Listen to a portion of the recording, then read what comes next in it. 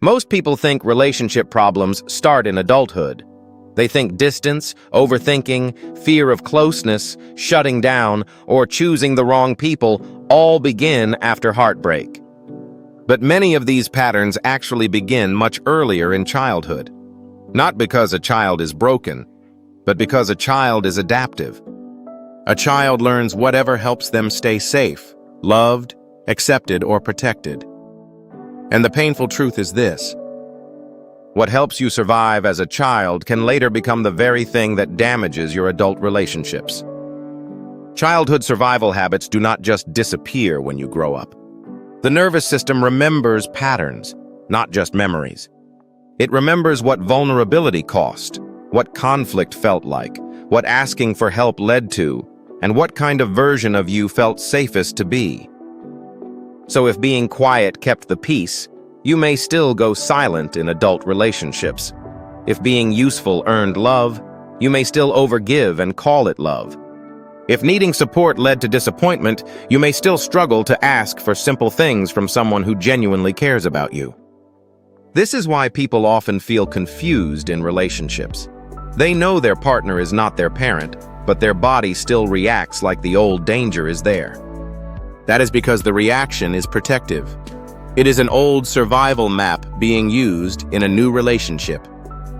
Habit number 1: becoming emotionally self-sufficient too early. Some children learn very early that emotional comfort is limited, inconsistent, or unsafe. Maybe their sadness was ignored, their fear was mocked, or their distress felt like a burden. So they stop reaching. They stop expecting support. They begin handling everything alone. In childhood, this looks mature. The child seems independent, calm, and low maintenance. Adults praise them for being strong, but inside, they are learning a dangerous lesson. Depending on people is risky. In adulthood, this often becomes distance disguised as independence. The person may seem capable, but struggle deeply with emotional closeness. They may avoid asking for help, pull away when stressed, and feel overwhelmed when love becomes too intimate. Habit number 2: people-pleasing to prevent disconnection. Some children learn that honesty creates tension, but pleasing keeps connection safe. So they become agreeable, careful, helpful, and emotionally convenient. They study moods, avoid upsetting others, and slowly erase parts of themselves to keep peace. In childhood, this can protect them from rejection or conflict, but in adulthood, it creates loneliness. The person may become the partner who overgives, avoids boundaries, says yes when they mean no, and feels guilty for having needs. On the outside, they look loving and flexible, but inside, they often feel unseen and emotionally exhausted. Because a relationship cannot feel fully intimate when one person is always performing safety instead of living in truth.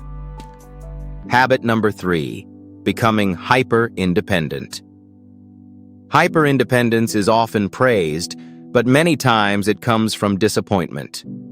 A child may learn that relying on others leads to letdown, criticism, or emotional cost, so they make a quiet promise to themselves: I will handle it alone. I will not depend on anyone.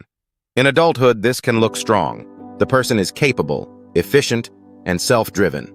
But in relationships, it blocks closeness. Love needs healthy dependence. It needs trust, softness, and the ability to let someone show up for you.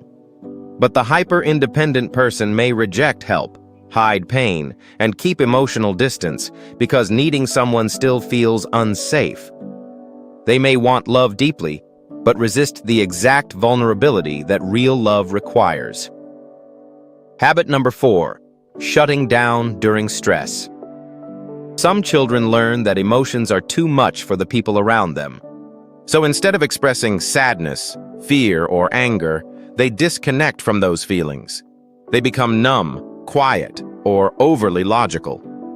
In adulthood, this often shows up during conflict. The person may go blank, become cold, lose access to words, or pull away emotionally right when their partner needs connection most. To the other person, it can look like indifference, but often it is not indifference at all. It is protection. The body is shutting down because conflict feels bigger than the present moment. It feels connected to older fear, older rejection, older pain. So when we say childhood survival habits become relationship problems later, we are not saying the child did something wrong. We are saying the child did something intelligent. They adapted. They found ways to stay safe in the world they were given. The problem is that those same habits often stay active long after childhood is over. What once protected connection now blocks connection. What once helped you survive now makes love feel confusing. But the good news is this: what was learned can be unlearned. With awareness, safer relationships, and honest reflection, these patterns can start to change. You can learn that your needs are not a burden. Your feelings are not too much. Closeness is not always danger, and love does not have to feel like survival anymore.